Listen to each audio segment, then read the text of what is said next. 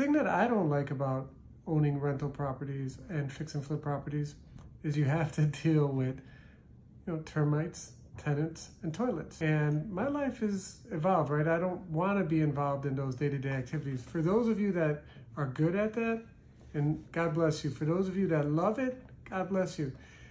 Because there's a lot of other people that are like me, they just want to be the banker, or they'll buy the property knowing that they're only going to own it for a short period of time before they sell it. So the key benefit of becoming a private lender is earning a fixed rate of interest year in and year out. Now there's risks, and we can go over those involved in that. The way that we teach people and encourage people that invest with us to invest as a private lender is to keep the loan to values under 65% of the value.